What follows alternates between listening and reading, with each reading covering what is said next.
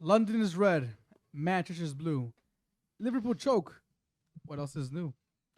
Crystal Palace lead, but Chelsea scored 2. Conor Gallagher. Fuck you. Fulham concede 4, and Phoney disappears. Frank Lampard gets a win. Now the English media can cheer. Ward can relax, and Rodgers was saved. But Nottingham attacks leads to Maddison's day. Bruno Lage gets sent home, while Moyes gets a 3. Steven Gerrard drew to a Yankee. We are the Bench Owners. Welcome to Game Week 9 recap. Did you like the poem? You made that? Yes, sir. Yes, sir. Please. Yes, It was them two. I was like, Please, really yeah, good. you have to make sure that you clip it and send it, bro. Please. I was really fucking good. Awesome. Well, I'm Clip glad it you and liked send it, please. Like the How long poem. did that take you, guys? I mean, it wasn't that hard. No, not really. 5 minutes. Yeah. I was actually really. That was good. So we'll put that on the description so you guys can all read it and enjoy. But yes, Game Week 9 recap. We are top of the league. We are top of the league for one more week because there's a big week coming up ahead. Yes. But niggas like, shit, whatever. Before we get into everything, I'm one of your hosts. My name is Eric, Nico Nick. John A.K. Gat. Marco. and Marco's not behind the scenes because he's obviously here. Obviously, we'll have the full squad here on Wednesday. Wednesday. Should we probably get these off right? Yeah, no. There's no tinfoil hat right now, so. Before we get everything underway, a little housekeeping for you. Make sure you guys give us a follow, give us a like, a subscribe on all the social media platforms, YouTube, Instagram, all that good stuff. It's down in the description, so we really appreciate that. Reviews and comments goes a long way to get us out there, and hopefully get more of you commenting and hopefully joining the bench in the future. That's the ultimate goal. We want to have banter with fans from all over the Prem. So please, let us know. Shoot us a DM. We'll make it happen. And that's pretty much it. I was gonna say we're streaming Road to D1, but since on my end things aren't working out, I can't stream Road to D1 on FIFA 23. I'll leave it up to the other guys who have the setup as well. So I'll do it once I actually start to you. playing with you guys. I mean, we started last night, and Yeah, I should have, I could have, but didn't. So yeah, no, I'll put it up. but yeah, look, I couldn't think of an opening question, so I wanted to do things a little bit different this time around. I was gonna ask you guys more of a player highlight, but I know it's kind of early to kind of ask for that right now. So I'm gonna leave the opening question or the player highlight for the very end of the podcast. Sound fair? Okay. And we're also gonna do the recap of the predictions at the end as well. Yes. Awesome. All right. So I mean, without that being said, I think we kind of get into kickoff. Go for it. Unless do you guys it. have anything you want to get off your chest, anything beforehand? Yes, I do. Oh, okay. I think I was waiting for that with the question. And this is where we were off. This is- This is where we steer off, yeah. This is my goal. I have set myself a goal. I want to learn how to cut my own hair. Wow. Okay. Not cut it, but I want to learn how to line Trim. Maintain Okay. it and it. Yes, everything? yes. Bro, I've seen like barbers charging with like 30, 35. You asked that's- the other day how and much that- does everybody and get that's charged? cheap. Bro, I think in the last 2 years, I've probably gotten 2 haircuts. Same here. I haven't But, paid for a haircut in But I want years. to line it up, so Is I'm that not the- going to pay $30 just for some guy to line it up. So I set myself a goal. I How wanna how learn it. long do you want it? Like what's your goal in terms He's of just length or? he's just shaping up. So No, I know that, but Oh, like, his do hair, you have like? to cut it every Oh yeah. But like, do you want to just not cut it for like a couple years and see how Nah, long it probably the length grows? I have Or? it now is fine. Because you know when your hair is longer and you do have to get it cut, it's going to cost you way more. Actually, you know what? I guess throughout the time that you don't cut it, nah, never mind. You know what? It equals that. Actually, you probably saving money by not cutting it 100%. Yeah, bro, $30, $35 for some guy to line it up. Oh. I understand, living crisis right now is. Unless crazy, you unless you trust your mother and she does it for you. bro. No, you never know. I mean, I if, wanna- if I it's wanna like line it up, I literally wanna get- just das puntas, you good, bro? Your mom can do it. Just don't let her Nah, do. I'll cut my hair once now. I'm good. I know one time in Plainfield, someone cut my hair and they cut my ear. Ooh, Yeah. Oh, I've gotten that. My Bro. Bob Pop said I that was to like me. 5 or 6. I have a big ass wow. cut in the back of my ear because he was cutting my hair and then he went too far and he cut and he opened the back of my ear. Oh. Yeah, and I was like 4 or 5. Yeah, me too. Yeah. Yeah, that's I my have a goal. scar. That's a good one, man. I wish I could come on here. I'm gonna haircut this Friday. I'm like, damn, I went 3 weeks ago. Oh That's no, all. I fucking wait I 6, used 7, to. 8 weeks. Is not. I'm I- not paying that Usually shit I wait all a the time. minimum of a month, Bro. but I got like a lot of events coming up, so like I have to like. At the Yeah. top. Be on top of it. Bro, you guys, I mean, this I don't understand. Again, we're off topic already, but the amount of money that you guys pay for haircuts, I was paying 2 years ago $15. I don't go where he goes anymore.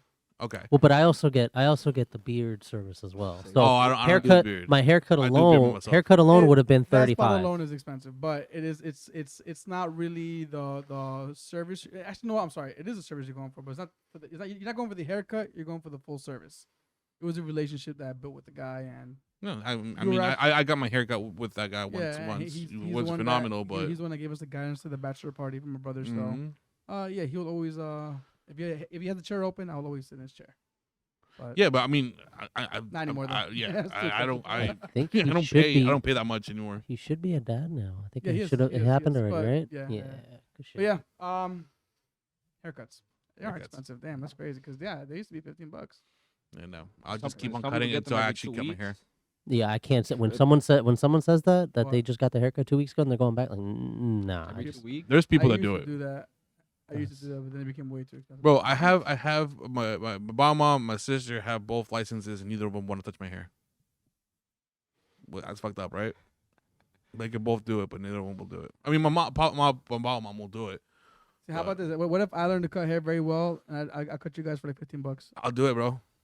all day. Yeah, I got you. I Not gonna got you. happen, though, so. That's I a mean, good side hustle. We have Beth. Beth doesn't like to fucking touch her hair, exactly. bro. You know, we have a boy who cuts hair, and every time he used to cut my hair, and then one time I hit him, yo, no response. I'm like, damn, he cut me off. Yeah. That's He crazy. left me hanging for like a And good 2 or 3 well, weeks. I'm probably a bad tipper, I guess, but He moved on to celebrity clients. That'd be dope, imagine that.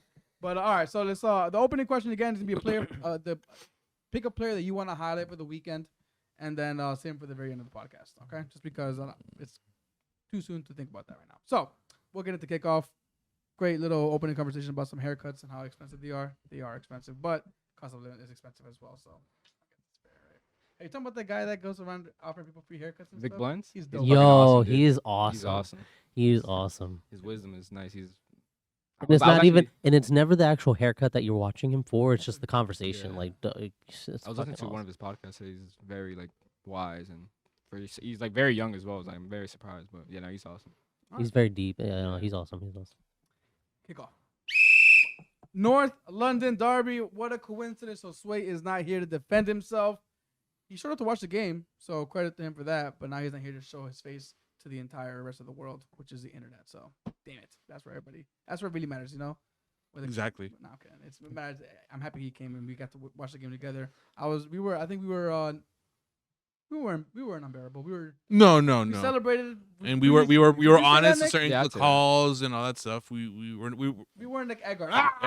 In your I was fucking gonna face. whisper it, bro, but it's your brother, so I'm I'm not gonna go. whispering. He knows what he is. So watch along next week. I don't know. Oh no, I'm good. I've done that once. Bro, I'll do you it guys again. are probably favorites. I'm not with Edgar. Not with Edgar. Not with Edgar. I'm good. And if something happens like this, the penalty, the red card, that And the thing is that Edgar was here yesterday, and he was like, we were talking about the game, and I said myself, like, this is a game that Liverpool have a win written all over, just because come back, all that bullshit. come back, a big game, so they're gonna come out.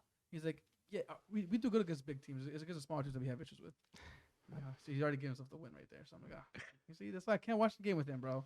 He's unbearable. He is unbearable. But we weren't that unbearable. We did celebrate as needed, but now I think we can be a little bit unbearable now that he's not here. So we are top of the league. We are top of the league. Man. Okay, I know niggas wants to burst out in laughter already, but this has been making the trends all over social media. I think Marco and I can probably find the same boat that no, we're not winning the league. But people are saying, are Arsenal are the real deal? Are they contenders? Yes. Are we winning it? No. Fair. But so- we can't not What do you mean contenders? contenders, meaning we will give Man City a fight for it. Okay, perfect. Will we? No. I mean, look at Yeah. we'll talk talk about about it that. eventually. But like, what a perfect year for this to happen, right? Us having a great run, 1 loss, 7 wins, and then fucking Haaland scoring fucking 14 goals in 8 matches. So what a year to be on. But yes, I don't think we're winning it, but we'll definitely be in second place. Okay. How do you guys feel? I could definitely see that. I think you need some consistency before you can start talking about we're gonna win the league, because you guys have started off strong. It's a whole new arsenal pretty much. So you have to you need time with that to make sure that that's consistent and that stays where you guys need it to be. So when does the narrative change? I guess is probably the better question. When is consistency shown? Yes. Where Yeah. it's like challenge to actually try to win the league. Yeah, I would say that was probably safe like towards the end, the latter parts of the season, but like early doors, like when does that narrative change for you guys? Like, okay, I can still see them choking it away, or is it more like G&I? this is definitely a top 4 team? Like, when does that narrative change for people? Well, I mean, I definitely think you guys are a top 4 team. I think maybe we need to see it again, maybe next season. I think. Can you guys maintain through the entire season? How do you guys start off next season? So next season, you think Arsenal can make a push for the title if the consistency remains? If the consistency Hmm. is there, then it would be hard to look away from that, given you guys are top for another week. I feel like generally, first 10 games. First 10 games. That's where you can start seeing or having an idea how the rest of the season is gonna go. Of course, you can't predict every single thing, Of course, yeah. injuries and red cards and all that bullshit. But in my eyes, 10 games are usually where you can analyze. Okay, this is the in this case, Arsenal has 7 wins, 1 loss in the last 8. We have 2 more, and then we're like, okay. Will we be contenders? Their biggest match will be against Man City because was postponed, and then we have the second half of the season match. So those will be the two to look out for. But again, for me, 10 games. I think in terms of contending, like in future years, probably like in 1 or 2 years' time, I think Arsenal will probably sign a marquee signing next summer, a player who actually like just like a marquee signing. I don't know, something like probably I don't know, like Rafael Leao, like something like a marquee young star signing or whatever. Then going on from there, probably start contending to the title. I don't think they'll win it, just because I think if Pep is still in the league, Yeah, it's like that's fair. I understand like the shouts that Arsenal are like City Light, City 2.0, but my take is just that you can't beat City at their own game. Yeah, they've been doing it for Yeah. how much longer? Yeah, but in terms of contending, like 5 to 10 points away from City in first, 5 to 7, 5 to 8. I think that's absolutely phenomenal. But in terms of this year, I think if they get to the World Cup still like the way they are now, I think they'll probably finish second, maybe comfortably as well. And I want to say that we'll make Man City's run a little harder. That's for sure. We'll be on the right now we're above them, but we will be stamping on their toes. That's my hope and my expectation for the after watching these first 8 games is hopefully again we're not winning the league. I mean we're witnessing history right now, guys. Yeah. The guy literally just broke a record. He's gonna continue breaking records as long as he stays fit. As much as this is a great run for us right now, it's eventually gonna come to an end. But all I expect is again pressure for the title. And I mean, honestly, right now, top 2, top 3 is definitely, I think, a fair request given the form we're playing, given what we've seen that we can do. Because we see we can do it. Now we have to remain consistent on top of that. So I agree with you. I think a marquee signing is going to come, maybe not in the summer, but I think maybe even in the winter, given how condensed the schedule is. If we are looking this good and we keep this momentum up going into the winter, you're going to have to strengthen that squad just a bit more. So maybe that Douglas Luiz, although I don't think he's like that. Like, So not without naming a player, Yeah, like the what marquee. marquee position? has to be CDM. Has to be. You need a replacement, I'm that sorry. party. By marquee CDM, you mean like a starting player or a player that's gonna come to that we need right now? What do we want? What are you asking right now? So I mean, more along the lines of what Nick said. You guys need a once you guys get a marquee signing, that's going to take you guys to the next level. So Okay, like, what take us to the position next is that? level? Okay, so that's not a backup player because I'm looking for a backup for Party right now. That's to me our most important player. Yes, that's priority in my But- eyes. If we're gonna have to go up another level, I mean, the only player I can really say, and I feel wrong for saying this given the great form he's in this season, is Shaka. But I can't say that right now because he's doing God's word. everything we want him to do. Like he's literally not put a foot wrong this season, except for the goal against what's it called, Spurs. But other than that, obviously every season prior, yeah, out of everybody, he's the one that I can see. Okay, if we get a player better than him, that's like that next level. Okay, then yeah, now. But it's hard for me to say. What would you say? If we were gonna splurge on a big name, let's say, as hard as it is to say it, Odegaard's position, Cam, more of a even bigger playmaker. He's a captain. You're gonna ship him to the I captain. don't know because you can play something else. Okay, don't ever make you the owner of the close. I said as much as I hate to say this. So no, yeah, but that's the club wouldn't do that. What, get rid of Odegaard or Yeah, they wouldn't Bring replace Odegaard. competition. Why wouldn't they want to bring in competition? see, I kind of agree on the first part. Like, I think Horson never had a 5v8. I don't think Odegaard would get shit, but I can see like an attacking midfielder way, get. dude. But since Arsenal have 5v8, which I came out, in my opinion, I think he has a higher ceiling than Odegaard. Like, I really rate him. I agree very, with very you on highly. that. I agree with you on that. But to say that, nah, they're well, that's a hard take. You're saying replace Odegaard. I didn't say replace him. I You said said move- I upgrade said him. that's what if in my opinion if they were gonna splurge money on something, I'd say they were gonna end up splurging on that. Odegaard, the guy that That doesn't mean that they're taking his captaincy away from him. But He can just switch he's over to saying- a box to box a But- player. no, but that's not what he's asking. A player to improve your squad. So you're saying that to me that's not a realistic choice. Odegaard's not a realistic choice. They just bought him this past window. 2 windows, but yes. No, he was on loan the season prior. Did they buy him this window? Yes. I They thought it just was bought him bought this him one. the past Loan window. first season. And then I know he was loaned for a season. I thought it was purchased. Like we it was bought it. 3 We seasons splurged on already. him 30 mil. He's the captain. He's literally. Is he the that does- captain? Yes, he is. He wears the I mean, captain band. yes, he wears the captain band, but is he the captain? Yes, he wears the captain band. You mean the leader, the guy who's Again, all right, guys, let's get it together. That's obviously Shaka shares that Okay. burden with him, but he's the yes, captain. okay, but That's- again, I personally know Odegaard can play more than one position, so that's the thing. So Okay, if we do, nobody said that he has to not play. you said I'm replace just Odegaard. saying they will find a 10, a Cam, and have the possibility of maybe Odegaard taking over what Shaka's leaving behind. Okay, that I can see more. So you're saying replace Shaka? In a sense, I mean, yes and no. Yeah, if you want to put it that way, yeah. Because no, you're saying keep Odegaard in, but he can play multiple Oh. roles, which is 100%. But yeah, no, okay, I see what you're saying. Move on from that conversation now. So let's go to on the other side of things. Spurs. Did Conte get it completely wrong with his style of play? And a lot of Spurs fans are saying that everything changed in that red card.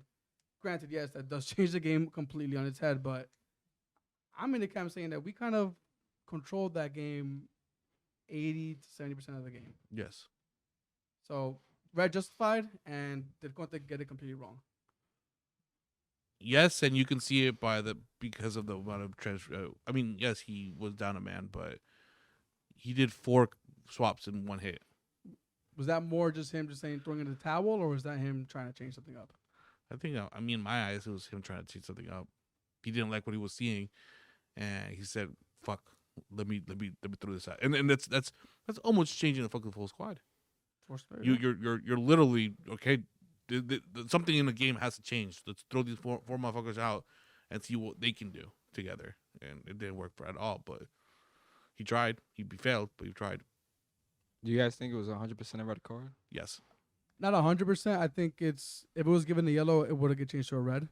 But if it was given a red, it's not gonna get overturned either. Because No, it wasn't like no a orange card. crunching tackle, but it was studs up on the. The way I look at it, and I forget who said it, the ball was on his opposite foot, away from. I think your brother was saying it. Yeah. He didn't make a challenge for the ball. It was pretty clear he didn't make a challenge for the ball. And there was no need for him to do that because it was everything was so It slow. was slow. Martinelli did the way I read it is Martinelli was eating him up, and he had to just give him something to remember him by. That's the way I look. I think he tried to do like one of those fouls, try to remember me, but he Yeah. just did it so wrong. That's what I'm saying. He's got that bozo gene, bro. Yes, yeah. He spent apparently $1 million to make himself Yeah, better. fucking but psychiatrist or some shit like that, bro. Like, what the fuck? teach him to fucking learn how to tackle. But to me, that was given a yellow stays a yellow, given a red stays a red. I'm happy with what was given. So, but yeah, did Spurs get it wrong? What was I think it's a little bit of both. I think he definitely got it wrong, and then just to bring it back to the conversation we had a couple episodes ago with the whole sun decline and what have you, because 7:30 in the morning game, I'm on my way to work, so I was able only to watch the majority of the first half, but from the little that I've seen specifically on that left side, Perisic and Son don't work together. And the reason that is because if you actually listened, I wish Josue was here. We'll talk about it on Wednesday maybe, but Son is not involved as much as he used to be, and that's because Perisic is just that good that he can just take on a player, beat them, and not cut it back to Son because he doesn't need to. He can take them on himself and then whip it in. So Son is not as involved as he used to be. Wow. The game prior, Perisic comes off, Son comes on, they switch to a 3-5-2, Son gets a hat trick. Damn. Was I assume Sessegnon was playing? Somebody's recruiting the guy right now. Yo, look at that, yo. So that's why I think Conte got it wrong because But Try it. Kulu wasn't available, so that's a big loss on their part. Also, could you say that this performance, this result, was kind of written given the lead up to this game? Because everybody's giving them, they scraped out wins, but they scraped out wins against teams they should have been beating already. So maybe the anti-football style isn't really working for them. I'm trying to think about like in Conte in big games. So Oh no, I- that's just Spurs in general. yeah, I think he was probably fine last year. But the thing was with Conte is that I feel like he also has like that sentimental thing with his players. Like for example, like Pierre-Emile Højbjerg. Like I think pretty obvious he's Basuma's better than him. Yeah, and he just definitely. hasn't gotten a chance. I He's can probably definitely gotten see like that. bench minutes here and there, and it's just like Conte. Like Højbjerg is that typical like warrior types that coaches love, so they kind of just stick by them. And then once a player who does come in, who's probably better than them, they refuse to give them minutes just because they're so stuck onto that player. Same thing with like Eric Dyer or whatever. But at least in Conte, it's interesting because obviously he isn't ball heavy, and in big games he likes to, like Spurs fan on Twitter love to say, he controls space, But I don't know, it's Without the ball, Yeah. it's kind of impossible. But okay. the whole debate with the Tottenham fans on Twitter and in Conte sexuals, the controlling of sexual. space. But I remember the game against Nottingham Forest. Like there were a lot of chances where Nottingham Forest had, and it wasn't like Spurs were that possession heavy, which I think can be an issue in the future. But yeah, just on the side topic, how many? I feel like this is the fucking 5th game in a row where Arsenal have won like 3-1 at the Emirates. I know last season they won 3-1. Against Spurs? Yeah. Yeah. Well, It's at like home, every season 3-1. our record against Spurs is very, very favorable. Yeah. So that was one thing leading into the game that was always on my mind. Like, okay, this should be a win, a draw at worst, but hoping a win. Then the whole Spurs thing, man. I was looking at the passing maps. Marco, I don't know if you had a chance to see them. There was a few of them. Well, it's pretty clear as to how Arsenal want to play and how Spurs want to play. And the way Arsenal pass the ball was just Man City, like just intricate passes in between each other. Party is essential at that. How I just making it seem like he's going left, but he's going right. He's I saw him do that one too many he's times. so good at doing that, bro. Funny because 2 seasons ago, my man couldn't even make one fucking Remember pass. in the beginning how rough it was for him to get. So as long as he manages minutes right, he's our game changer, 100% in that midfield. But the way that Arsenal were passing was just so Man City. Just like we're gonna hypnotize you until you give us an opportunity. I think that goal that party scored was something that is a result of Conte style football, where you're not gonna get in the box because if you look at our actual opportunities in the box, they weren't as many. Yeah, Party was just alone. He Was alone. They sat too far. They sat way too too far back, many. anticipating you guys to come inside, and he just hung out there, and that was Bro. what a freaking hit. Our last player was William Saliba, who was just above The circle. Above the circle and halfway on their side of the field. That we're literally compressing the field to such a small space that they have to play the perfect pass each time to get the perfect counterattack. And what you said before, Son, he was off that game. His passes were not connecting, but I mean, definitely Kulu missing was a big miss. Overall, I'm just really happy as to how we played our football. I have to give my man flowers once again, and that's William Saliba. This guy is right now. He's one of the best center backs in the league. There's no denying that. Statistically, everything he's doing right now, you can deny that. Will it continue? I hope so, but probably not, just because how young he is. He's gonna have some mistakes in him. But right now, the way he's playing, there's no denying that, bro. He's probably the best center back in the league right now, at least on form. On form. That's what I'm saying. Yeah, right now you just can't shift that. when I think Fabregas said it, he could be our center back for the next 15, 20 years. Holy shit, bro! Do you know how happy that makes me? That happy that that makes me to hear that, because as long as he can maintain that consistency throughout his career, that's so much. That's such a reliability back there. It's crazy. So, any other shout outs they want to give? We move on to the next game.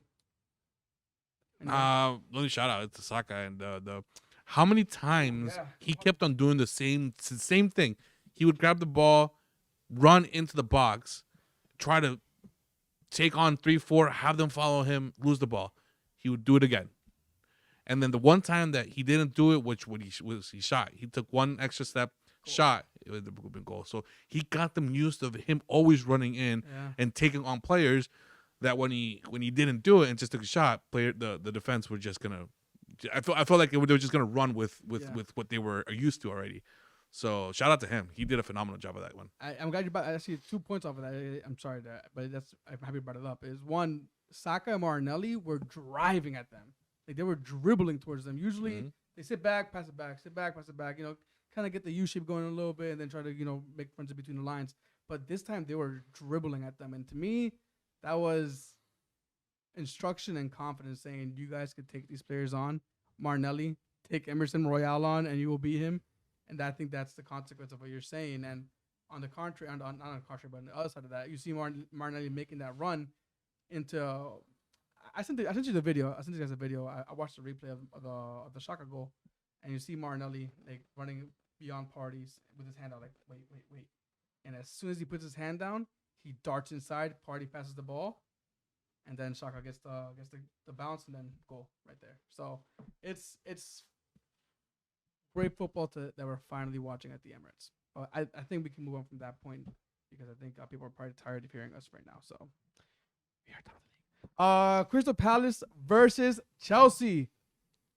Damn, I'm so mad about this game, man.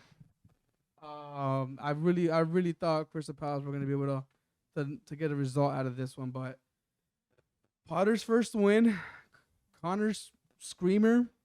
But to me, the biggest fuck up or the biggest highlight of the game is the fact that Thiago was still on the fucking pitch. I don't know if you had a chance to see that. No, please explain. Oh, dude. Fuck, you remember this, right? The handball? Bro, so Thiago's literally the last man. I'm surprised he fucked. I'll say it. Thiago's the last man. I think it was Ayew who pressured him, got him off the ball clean as a whistle.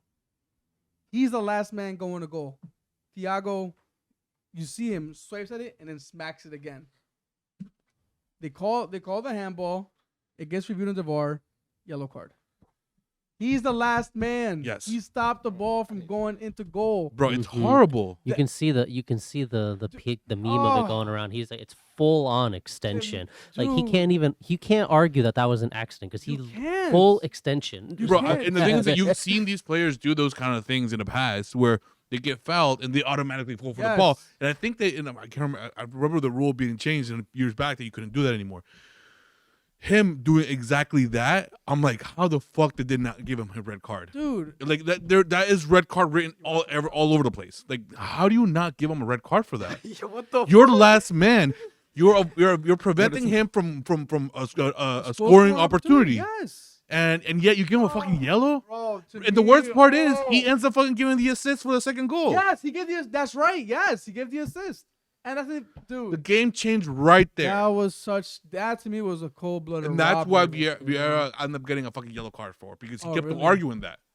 Like, how did I don't understand. Like, that ref has to be reprimanded for that shit. Yeah, 100%. The only reason why I can see them not giving a red card, and it's not a good reason, is because it's Thiago. Fuck that. It's Thiago Silva, a veteran, a guy who's a leader. A veteran shouldn't be doing that shit. I agree with you, but to me, that's what. If it was Shaka doing it, okay, he's got a red card, because that's what he's known for stupidity like that. But a player who doesn't really do it too often, who's respected. Oh, you know what? La primera. Bro, the red card for our game was the first. There hadn't been a yellow card in a game when they gave the fucking red card. Yeah, that's a good point. Good point, dude. That to me was that. What does it say? No consistency. Nope, no consistency. And you have VAR, so just get VAR out of the game, bro. Get VAR out, VAR out, flags in. But, what do you prefer? I'm kidding. I'm kidding. What'd you say? What do you prefer? No, stop. Pick your poison. Let me say that. So, but Crystal Palace do lose Which at is home heartbreaking, to bro. Chelsea. They Very should have won upset that for one. They Bielsa, lose. man. They lose to their own player, to their own loanee what a rather. golazo, though, man. Conor Gallagher got Bro, subbed you look out like he was later in the tripping game. right before he took the shot. I mean, dude, did you guys watch the game? Did you watch the game? I mean, Well, we watched the game, obviously, but how do you feel like Chelsea did overall? I mean, mm, Aubameyang got a score sheet thanks to Thiago, who shouldn't have been there to yeah, begin but with. Ward is whatever. fucking old as hell and you can't hold him. All he did was turn around him. Like he And literally they're- went around him like that and took They're the shot. missing what's his name? Joachim Anderson. Joachim, is it Joachim Anderson? Right? Anderson. Chelsea to me don't look as solid right now, and I think that's just given they're trying to learn a new system at the moment. But do they have the players? Yes. Do I think Sterling is gonna improve them to the point where they're what they're looking for? No, I think actually Sterling is actually looking like his real self out of that Man City team. If that makes any sense. Your true colors shine when your I spotlight's think it on you, right? depends. I think it depends on the system he plays in, though, because I know I couldn't watch the game, but based on the lineup, it looks Chilwell was in, so I'm guessing Chilwell was playing left wing back, and Sterling was playing somewhere up top in the 2-1 formation. If I don't remember what the lineup was exactly, but I think if Potter tries to do what he was doing at Brighton and put Sterling in that left wing back role the way Trossard was doing it at Brighton, it would work a lot better. Mm. But just based on the lineup, again, I didn't see the game. It didn't look like Yeah. that's what they were going for, just based on who was in the left wing back role. Yeah. I mean, look, Sterling's such a weird player for me because it looks like he's to me he's such a tease.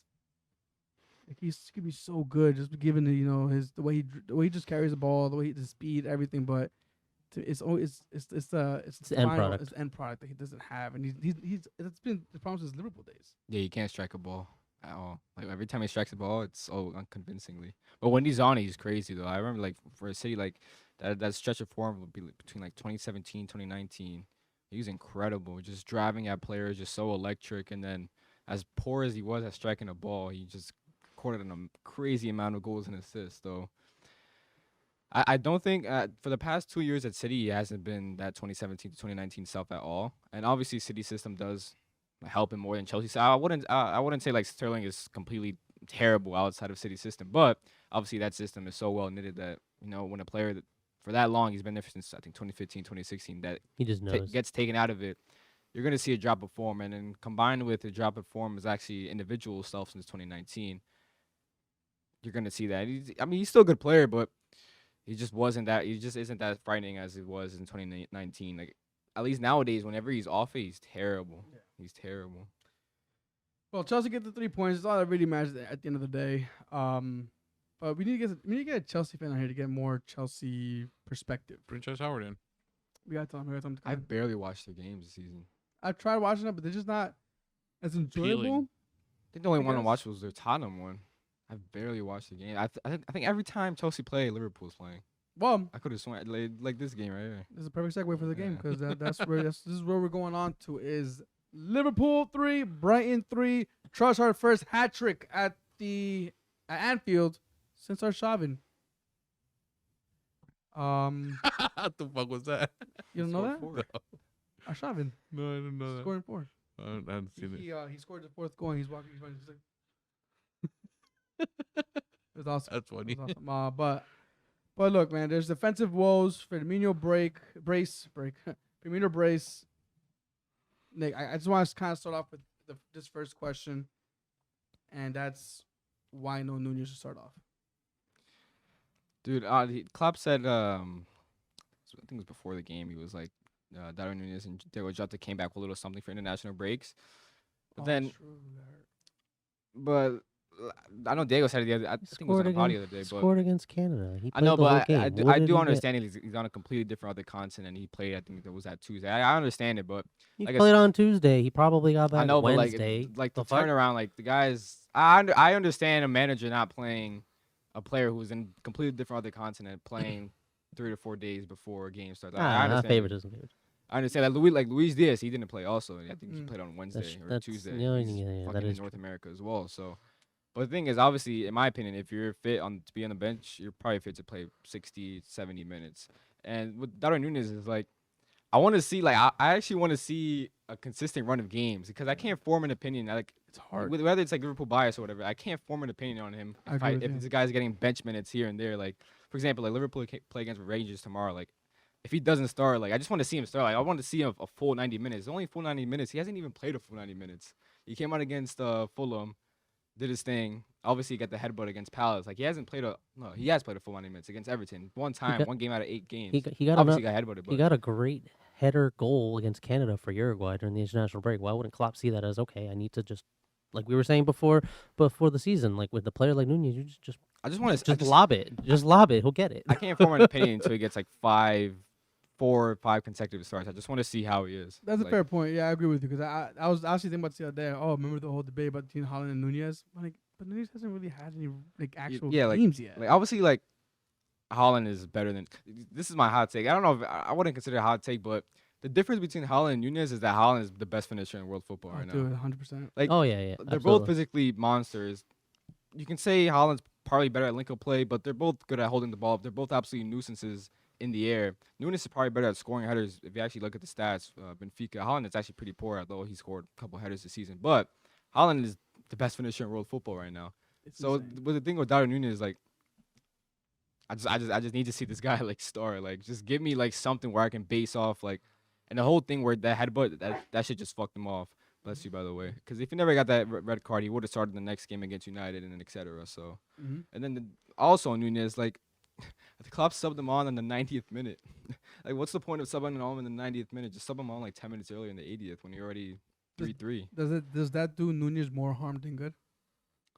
Probably more harm. But I know there's a lot of tweets out there and quotes that he's a player who struggles with with confidence. I think it was a Benfica guy or Uruguayan guy that whenever he gets like stick on social media, he like tends to like, I think it was a Uruguayan coach. Whenever he gets stick on social media, he tends to just hide in his shell.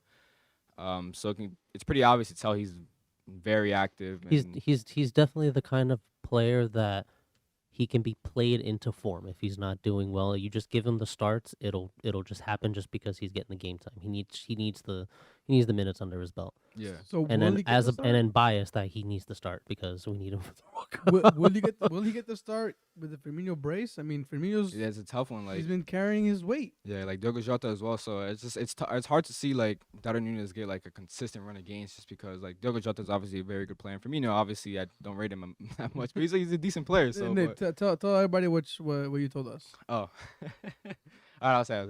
Was that Firmino? Yeah. What it was was Firmino. Yeah, it? Firmino. Firmino was it Firmino?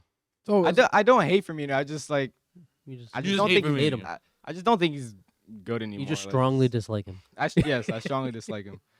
as a So footballer. yeah, if there's a million, fuck, what was it? If there's a million haters on Firmino, I am one of them. There's 1,000 haters on Firmino, I am one of them. There's 100 haters on Firmino, I'm also one of them. There's 1 hater on Firmino, I am that 1 hater. If there are 0 haters on Firmino, I am dead. So That's so Nick's- funny. I am N- dead. It's a thing like so like damn, bro. That's Nick's tombstone is already written. Yeah, that's like a perfect quote. Finally enjoys Firmino. But just talk to us about the game overall. You guys went down to a 2-0, came back 3-2, and then 3-3. What's going on with I tried catching up on some of the Twitter space. People are coming at Trent again, Van Dijk. What's your overall reaction, thoughts to the game? the Trent thing is it's interesting because the past 4 years he's been incredible. Even last season, I know he's had a couple of defensive mishaps, but there's this whole form where he's been shit defensively. And at least in my opinion, it's been like there was a case from the COVID season and like the whole Southgate thing. Then I remember he had the ball back against Madrid and then Asensio tapped it in. Oh, It was like that form, maybe 1.5, 2 months where he was terrible defensively, and then now since the start of the season he's been terrible defensively. But I mean, I think he's been consistently incredible, like, even on the defensive side. Like I'm not gonna say he's a good defender, but I mean, whenever he's like on form, not even like defensively, like at least on the ball, like it's not even defensive side in this game where he's been so poor. It's like on the ball, like there just seems like a huge amount of lack of effort. This there's one moment in the game against Brighton where he's like kind of like up against a pitch, like up ahead of the pitch, and the ball comes to him, and instead of like taking a touch, he just kind of shies away like from it, and then like obviously Trent is incredible on the ball. He's probably top 2, top 3 best players at delivering a final ball in world football. 100%. So the whole like I truly do believe it's a mentality thing because the whole like I don't think he's a shit defender as a lot of people make it out to be. Like obviously he's not incredible as some other defenders in world football, other That's not fullbacks. straight though. It's not as straight. Like I said, I think Gary Neville went on MNF tonight, and he was like, if he was good at defensive side of the game, he'd be incredible. But my take is that like if he was like great defensively, the guy would be an absolute, the guy would be not real. So it kind of had just like I understand the whole improve defensively, but right now I do truly believe it's a mentality issue, and just the whole lack of effort is actually really worrying. So, but do you think that that's just Trent, or that's kind of like not all over the pitch, but with certain players around the pitch? Because I would say the same about Van Dijk. He seems a little less motivated than his usual self. Yeah. So yeah, on specifically I'd say it's a combination of both in terms of just seeing the other players around you just playing also like shit, and then it's this whole like. It's because the last season he was fine. Like I think it was probably his top 2, top 3 best season for Liverpool. And then now, ever since the season started, I think it all started away at Fulham when he got dunked up by Mitrovic. And then ever since from there, obviously Napoli away. It's less so like he's not trying defensively. It's just it's less so where he's trying defensively and he's just being absolute shit. It's just the guy's just not trying at all. Like he isn't tracking his runners. He isn't pressing as often, and even on the ball, he's just been woeful. He just gives it up like crazy, but. On the game state itself against Brighton, it's just I saw some graphic today. I think Liverpool are 20th in the table for first half. First half, like how would you say it? Like first half leads or whatever. Like leading by halftime. Yeah, like wow. I think if I'm not mistaken, they've only gone up once in the first half. So they either been drawn or trailing by halftime. Yeah, I think in the 7 out of 8 games they have gone down 1-0. Is this 7th-year Klopp thing coming? Honestly, it could be true. It could be true. The whole 7th-year Klopp thing, and it's interesting because there's this guy called Sam McGuire on Twitter. Nice, he's a very good article writer. I think he's like 80,000 followers, whatever.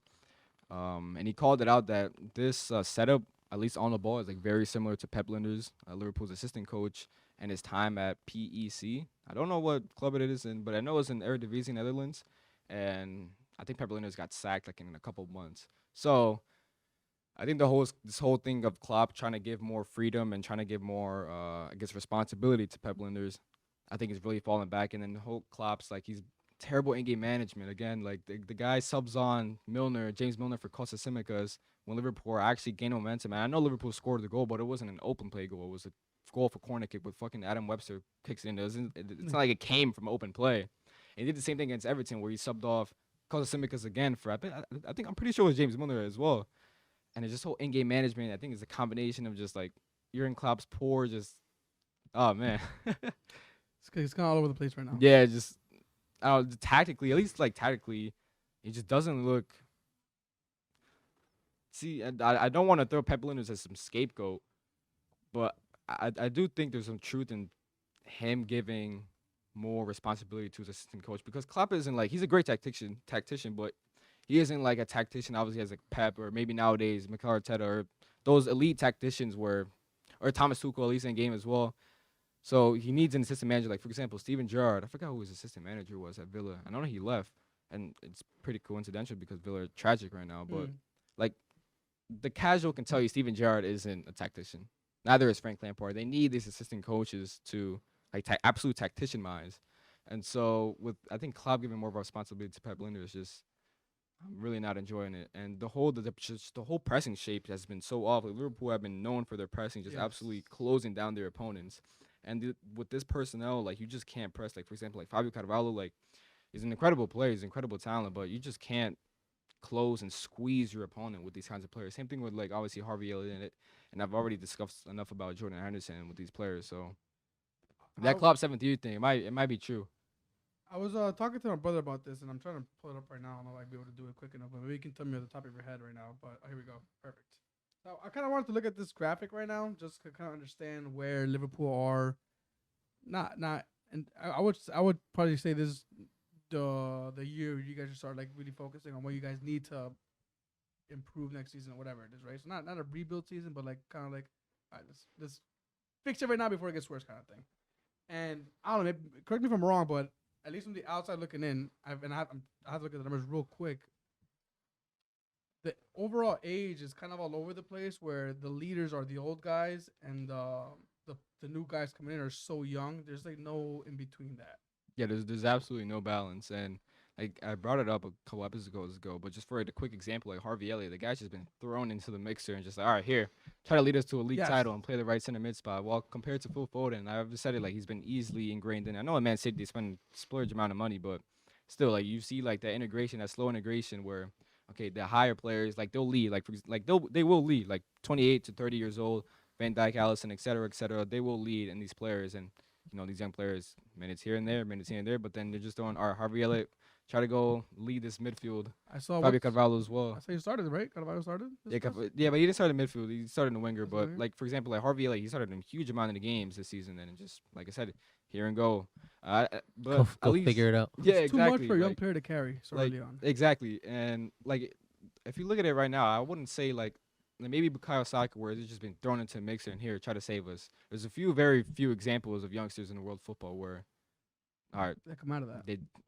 it's very rare. Like it's not easy, and you have to be incredibly talented. As much as Harvey Elliott is incredibly talented, he isn't on the likes of Pedri, Musiala, Foden, Saka, or Fati, and et cetera, where those players who can be thrown into the shittest team and will look the brightest of sparks. So I think right now what we're seeing is a result. Definitely, I think the ownership's lack of spending at times.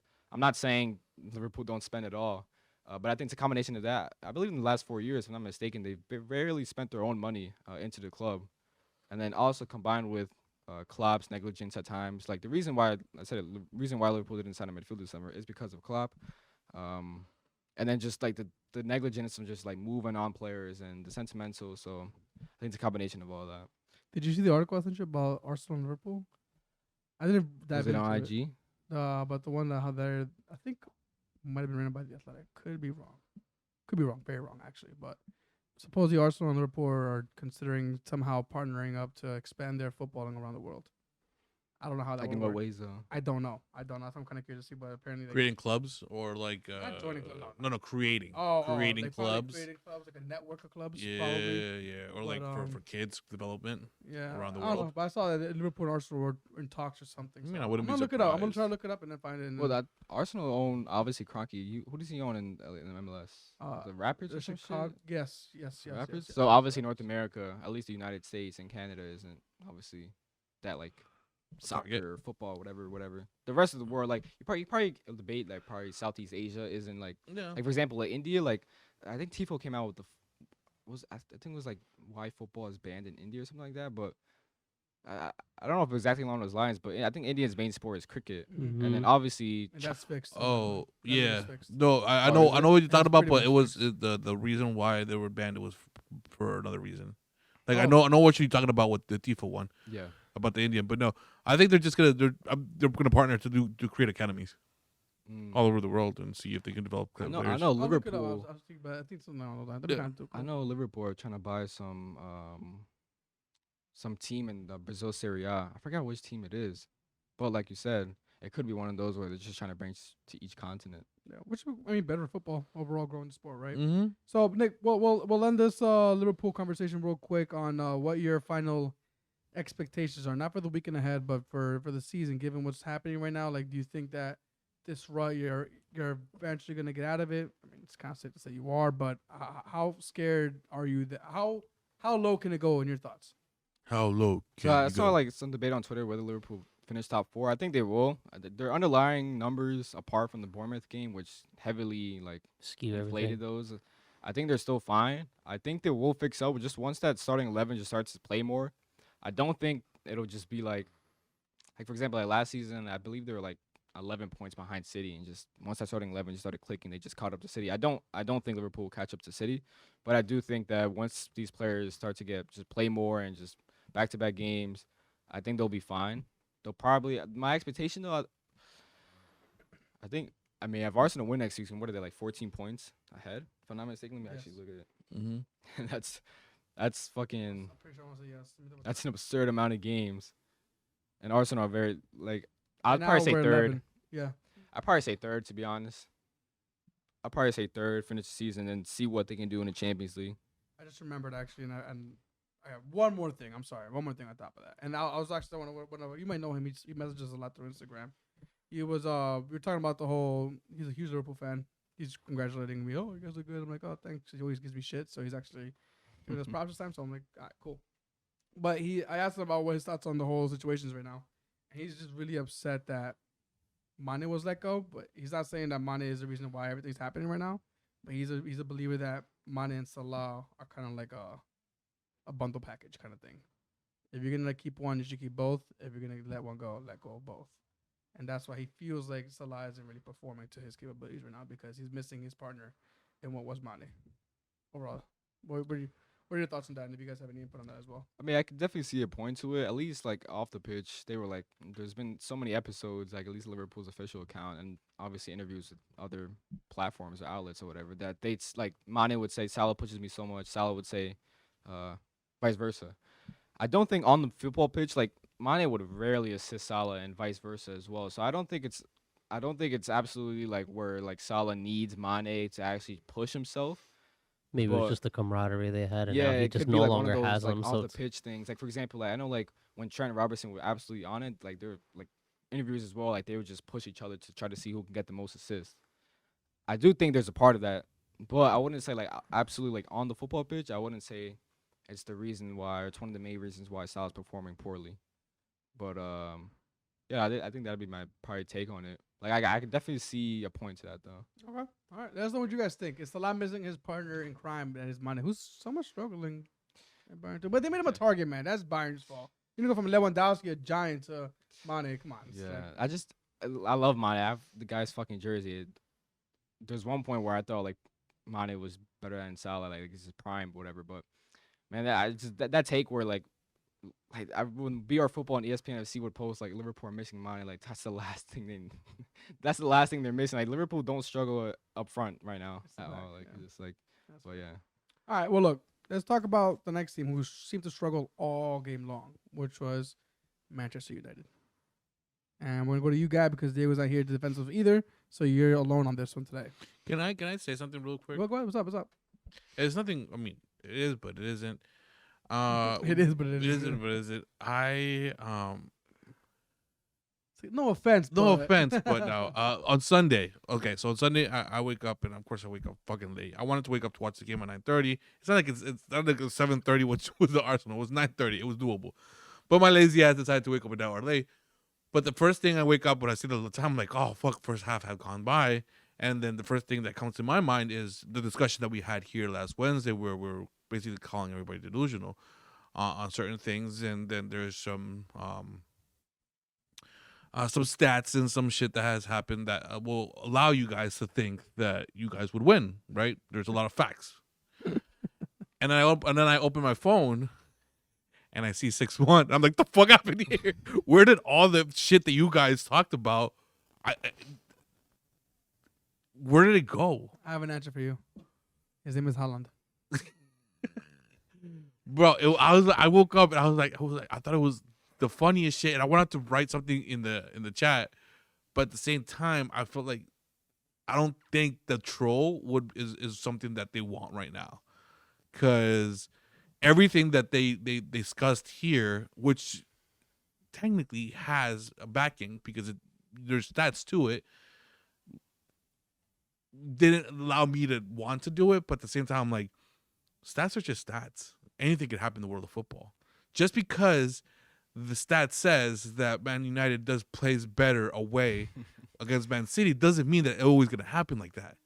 Or that the stat that says that every new coach that comes in from United always loses against Man City in the first round, that one technically continues being true. So now there's stats that have to be reformed, and they're like, okay, this stat is going to be, all right, we're going to throw this one away because this one no longer exists.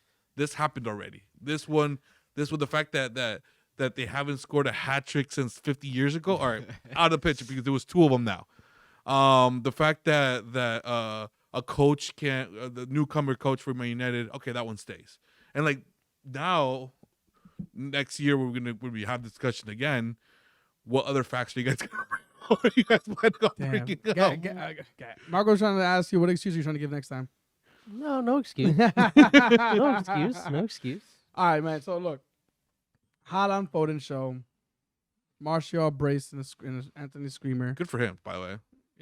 I think it was the Foden show. But we can agree to disagree. But I don't know. Somebody between those three is gonna end up with the World Cup with the Ballon d'Or. I just don't know who. And somebody had more assists too. But look, my question to you to start off with, and then I'll let you kind of talk about the game and everything, and we'll just kind of keep trolling you until the end.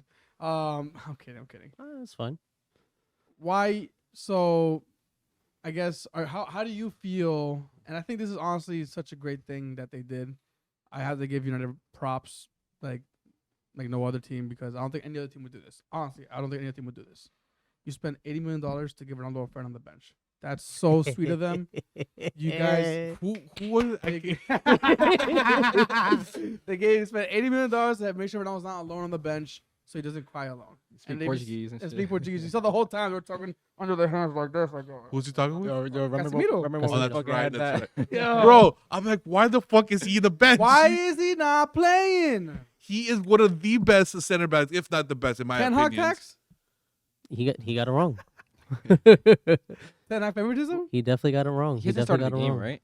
No. Not yet. No, not yet. And when he has comes come on, yeah. he's looked kind of shit, to be honest with you. I mean, he's not new playing, though. team. You Yeah, can't exactly. stop playing. There's no he's not adapting You have to a play. but Yeah. Why? Like, what's going on, man? Like, He got it wrong, plain and simple. He's on the McTominay train now for some reason. Which, I mean, of course, to your point, stats apparently McTominay's underlying numbers are looking better than Casemiro, but that's because Casemiro's not playing. So of course it's going to look that way. So he definitely got it wrong. Everyone got it wrong on Sunday. so you say Foden was the man of the hour this game. Why? I why think is so. that? And I mean, so just to start from the top, I mean, it was against City. You always have to weather the storm. If you can weather the storm first 15 minutes, then okay, maybe you can get something out of it. If that doesn't happen against a team like City, it's going to be hard to catch up. And it started off just stupidity and just being unlucky. Dallo gets a yellow card as soon as the game Early, starts. Yeah. So, and I was telling Diego this, it made Grealish look like a world-class player because Dallo could not do anything to him because he was already on a yellow. So he's not going to be able to challenge him as much. God forbid, he does it too many times and then he gets that second yellow. Malacia gets a yellow card on the other side of the pitch, and now both of our fullbacks can't do much in terms of try to actually be physical and defend. So that kind of just already starting off on a bad foot. Speaking of bad foot, Varane gets injured early on. Yeah, injured.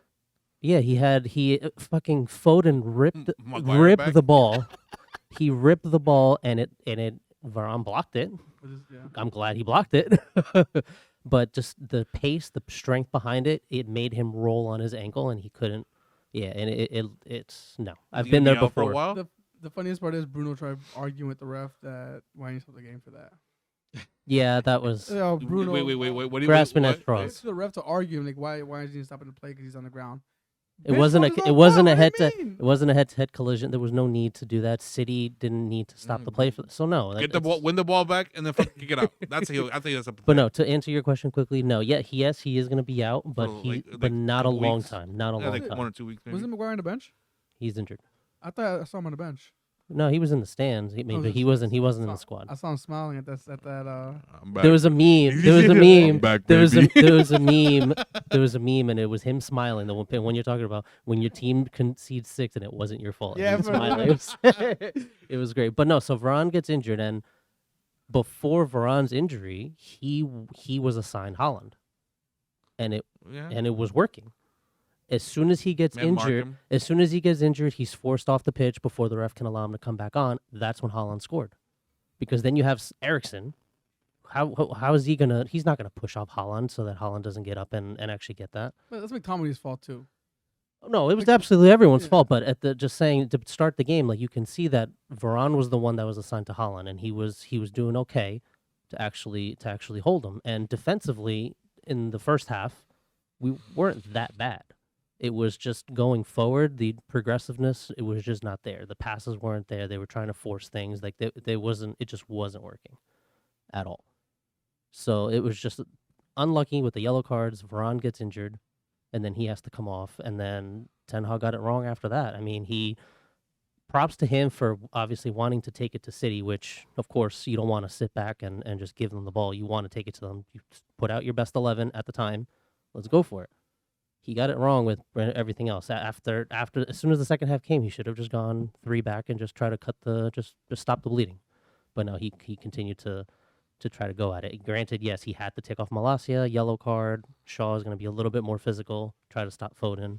Foden was everywhere. He played it. This is why I think it was Foden's match, just because he was everywhere. He was great. And then he brings on Casemiro late. He doesn't start him.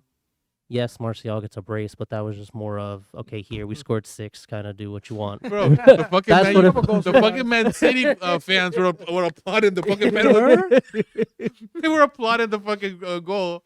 Yeah, they were celebrating fucking Martial's Yeah, it fucking was. goal, bro. No, you can definitely tell that was That was just. like some big, yeah. Yeah, that was a crazy penalty. Yeah. Yo, I watched that. Top Like, what bill. the He fuck? fought for all of that, Yeah, bro. yeah. From the him being taken down to him taking it. So Wow. yeah, even the Man City fucking fans were like, yeah, Yeah, no, it was definitely Man City saying, okay, you know what, we had our fun. You can get 1 or 2 Putting the in. kids. Right. But so it was just everyone got it wrong. Everyone got it wrong. The belief wasn't there. It was the United that we're trying to get away from. When as soon as something goes wrong, it just stays that way, and they don't really come back from it. And it was tough to watch. Now, It was tough to watch. you guys Akanji played well first. They didn't- Oh yeah, so He I mean, played look, well. we do have to shout out Man City players, and let's do that real quick before we continue on the Manchester United train. That is, but yeah, credit to Akanji, man. He looked like he just slided right into that Man City team, and Nick made a what was your comparison? He's just like, he looks so terrible in Bundesliga, and he comes prem, and he looks like a fucking. He's a world beater. Yeah. Dude, he looked Yeah, phenomenal. there was a one play. I don't remember where in the game it was, but Rashford was on the break, and he it looked like he was gonna cook him, but Akanji just fucking shouldered the shit out of him and got him out of the way and won the ball. But he's just big as Great. fuck. Great. And I mean, this guy has as many hat tricks as Ronaldo in half the amount of games, maybe more than that, less than that. Sorry. I don't know how much more evidence this guy has to give that he's gonna continue to break records as long as he stay fit. Yeah, there was a stat that they showed on TV. It was like the fastest to 3 hat tricks, and everybody on the list was like in the 40s and 50s. Then you have Haaland, 14. Dude, it's. I'm not if he stays, and I hate saying that if he stays fit because I hope he does stay fit because it's just so fun to watch him. You can't take your eyes off of him. He's such your eyes glued to him. Just you see him making the runs like he drops back to the line and then His awareness is phenomenal. dude. You just see him like put his head down and just go, and you know the ball's gonna get to him somehow. That KDB cross, boom. Haaland. That first You one. saw, you Oh, saw Martinez try to oh, jump that for it. crazy one. Huh? You saw Martinez trying to jump for it. Oh, dude. Oh, I can't. You can't really blame Martinez for anything in that game, man. It I was- have a question about Martinez. What size is he now? Well, I mean, Bro, he Martinez jumped and he didn't even get taller, Martinez bro. wasn't Martinez wasn't He's drunk. assigned to Holland, so you I can't think really. I think Martinez is as tall as his rating was, which was like a 4'10" or something like that. So He was competition with fucking Foden, and not even that when he was tall enough. no, but like honestly, man, like it's I know every episode we're probably gonna come out here and just say Haaland, this and the other, but You can't I stop saying it, cannot though. stop saying his name because to see what he's doing now and hopefully everything goes well for him. But this guy is going to break every single scoring record there is, Without a doubt. except for anything in the World Cup. Yes, I know that. But anything in the Prem, dude, I mean, this is a new level we are witnessing right now in the striker position. I'm gonna give Messi prop real quick. Okay, what's that? Like the fact that Messi scores 92 goals in a calendar Oh. year, and just like, and I highly doubt Haaland will get that. But just like, it's just crazy like how like as much as Haaland is the best goal scorer in the world football and the best finisher in world football, I just find it crazy like that 92 goals and Uh, calendar year. Well, all right. So I mean, if he continues at his pace, Dude, they already put it out. If he continues at this pace, he'll end the season at like 60 something. yeah, So now you keep in mind how much of that do you think is from January to May, I and think then he has you have the rest of Southampton it. next. I think. I think I let me don't. see, Man City have where are they at? They have Southampton next. He's licking his lips right now.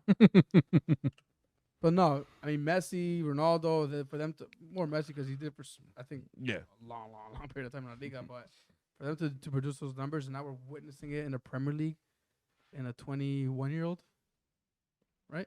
something like It that. was 22. 22. One of the two. 22. Sounds about right. 22 22. years old, bro. What the fuck is going on, dude? This is like the beginning of Ronaldo, the beginning of Thierry Henry, the beginning. This is what we're witnessing right now. But this is But in more. the beginning. He's already in it. He's in this shit. He's in. It's. I'm just. I'm a Haaland sexual. Fair enough. I think he'll go to a lot of clubs and throughout his career as well. I I don't hope think he'll not. stay No, at man. City. I hope he doesn't have that I don't think he'll Zlatan stay at City. fucking vibe, bro. I don't think he will I either. think he'll continue. I think he'll do that. You do the I don't Zlatan think, bit. I I get don't that think feeling he'll he'll stay do at that. City forever. I think his next move is gonna be to Real Madrid. or Madrid, Barcelona. 100%. And I think that's where it's gonna either him, and it's gonna end there. Yeah. I think he'll I stick think around it for like should end there. 5 I years hope there it and ends then there. move on again. Well, yeah, But was Zlatan. He wasn't like good at Barca, so different move. So yeah, if Haaland goes to Madrid or Barca, like, and he's good there, I'll probably say yeah. Dude, if he goes there and he breaks Messi's record, That'd be crazy. It would. dude, He would. What? Yeah, that's a hard. one. That's another conversation. That's me fanboying over Haaland at the moment. But United, let's go back to United. Anything on Man City? I'm sorry, guys, I didn't ask you that. Anything on the Man City camp? Like just Pep showing dominant football once again. It's just no breaking away from it. Yeah. You know what'd be funny though? If Arsenal win the league and then Haaland scores like 66 goals. Imagine scoring 66 goals and not winning the league. That's gonna be and the that's headline. and honestly, that's the main reason why I can't see Arsenal winning is because of this guy. Exactly. I mean, You that's just can't see it happening. This guy is just gonna. This could be our Leicester year where we could sneak in, but he's stopping us. But whatever. Yeah. Anything on City? No. It's just like what else They're do you say? incredible, dude. What There's else do nothing you can say about him. besides Haaland, but They're United. they're just a well-oiled machine. And he's a fucking robot up top. My question about United before we go into the very ending of the episode, which is, you guys have Everton coming up. I'm not asking for predictions right now, but are you expecting to see United when they go on when they hit that bad run, that result, it may follow up with a couple of bad results, or are you expecting, okay, boom, we're gonna bounce right back? I would What's your real say expectations right now? bounce back. Okay, I would say bounce. I mean, we already saw it after the first two games. After the 4-0 beating to Brentford, we saw what happened. We beat Liverpool. So I think that's where we're gonna see Ten Hag doing what he does best, and that's getting it wrong. beside after getting it wrong. Oh. It's what happens after. So Okay. there was already talks where he already, I think it was today, he called a meeting with staff, players, everybody. So like you can see that he's trying to Did get they ahead of it all all. did they all go run laps after this basketball game? I have a tinfoil hat time. Alright. Actually, you know what? I'll you one? Here you go. You got one? Okay, I have a tinfoil hat time. I'll put my hat on. So- wait, remember Dyer's tinfoil?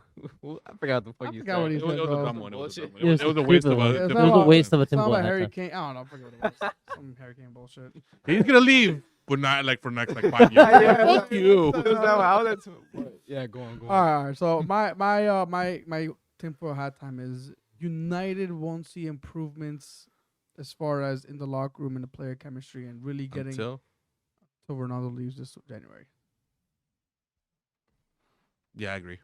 I could see that. I could don't see agree. that. Apparently that shit fell, so I don't agree anymore. I could see that. Yeah. I could see that. After all the reports that have came out, where I asked you guys last night about the comments that Ten Hag made. He was like, "Oh, I didn't put Ronaldo in out of respect for his big career." Yeah, I'm it sorry, was. maybe I'm just picking. It was at like he things. Wait. didn't want to add that ink blot onto his Yeah. record. Like, oh, I mean, he Ronaldo already has played. the Ronaldo played and they got smashed 6-3. Like But, that's what it seemed like he was trying to avoid. Maybe I'm It just was, really breaking out the words here, but his big career is kind of like saying, "Oh, he's too good for us now." Like that's I mean, that's to what me, Ronaldo that's has. not- and I read apparently, it. I don't remember where it came from. It was some United page on Twitter, but apparently now, supposedly, Ten Hag is open to is open to letting Ronaldo go. 100%. As long as his offer comes in, he's done. To me, that screams out Yeah, there's nothing here. clash of minds.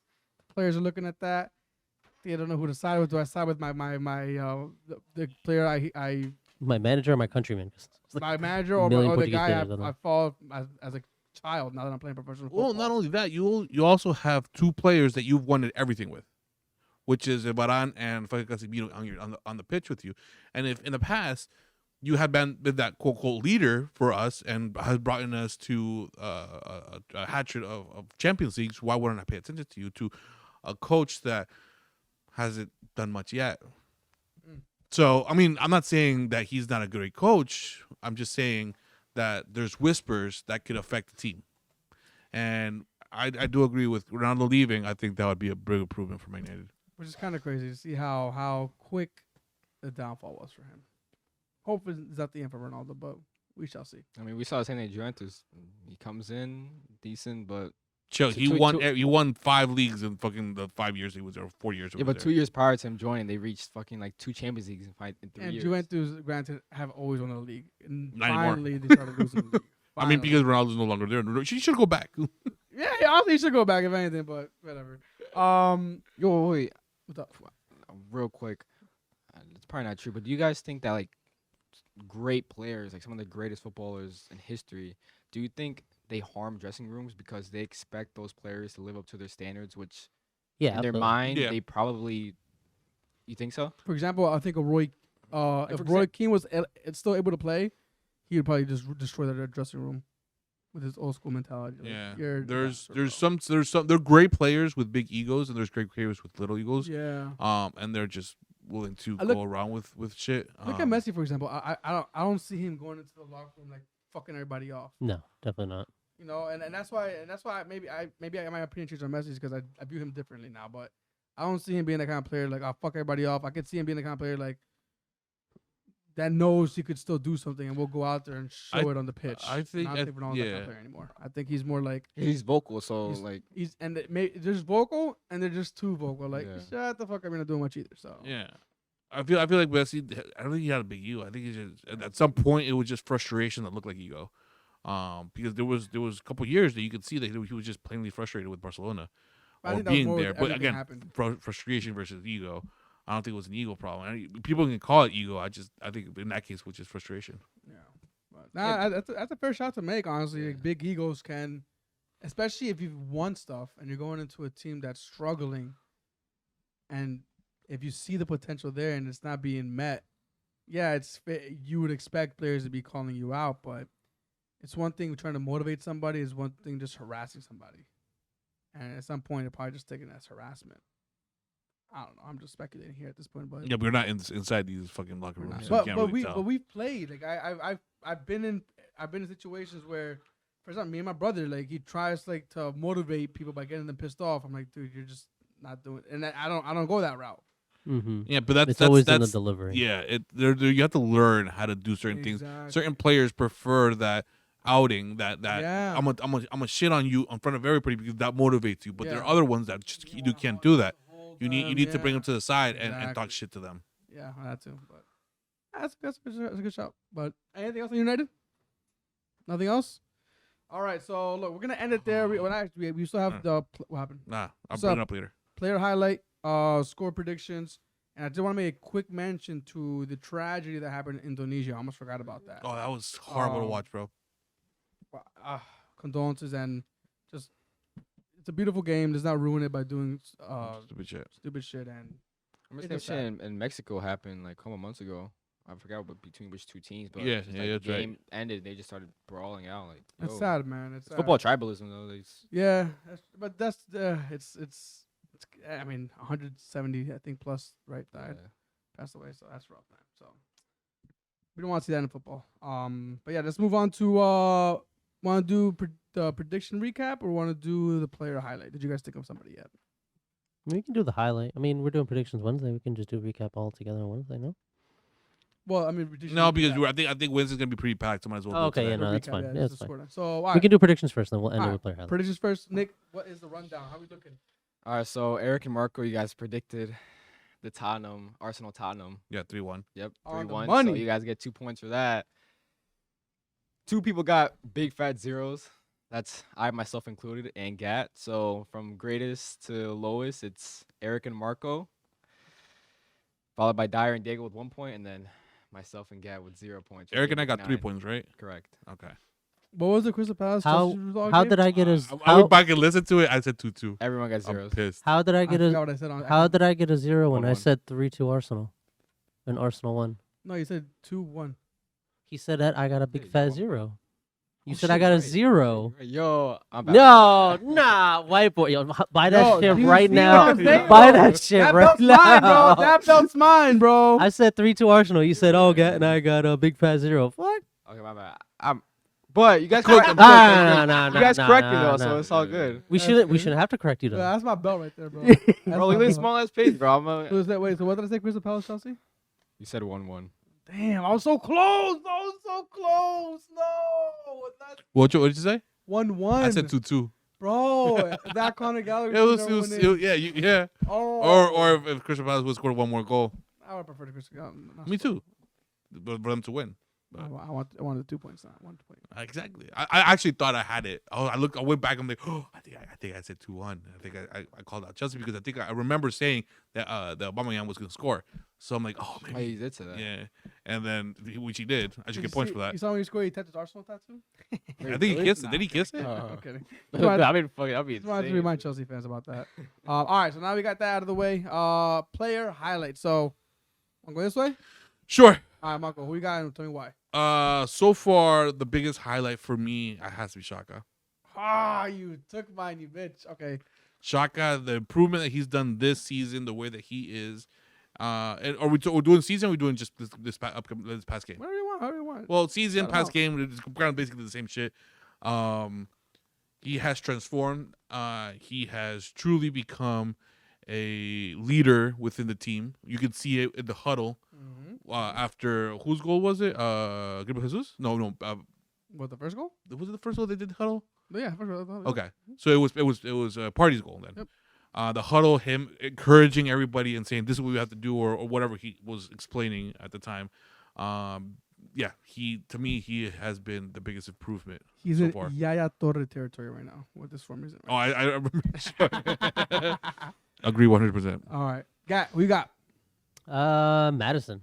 Madison. I mean, he got Okay. two goals and assists this past game, and then just, I mean, I've been saying it for a long time. He can't do it alone. He's been doing the absolute best that he can on a team that's just not working, and he shined. He just outright shined. So, props to Does him. he get in the England lineup over Mount? Should he? Yes, but Should he? Yes. If Southgate stays, no. All right, Nick.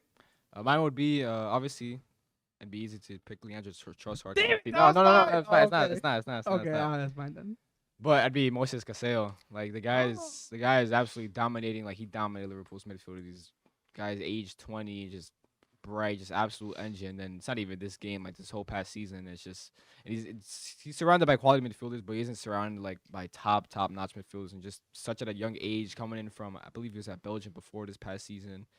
And he's just absolutely dominated. He's been absolutely fucking phenomenal this season. Moises Caseo. That's very, very fair shout. I was gonna go with Shaka first, and then I was gonna go with Trossard next, just given the hat trick. But you know what? Now that I'm really thinking about it, I kind of want to just highlight. I know as a player, but I kind of want to highlight Brighton as a whole for them to maintain their football with the new Composure. coach, especially at Anfield, because we all know that can be just a quicksand game.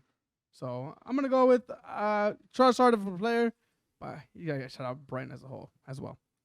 So I think that's pretty much it. Do we have anything else, guys? Anything else we're missing? No? We're good? Gucci? Move on?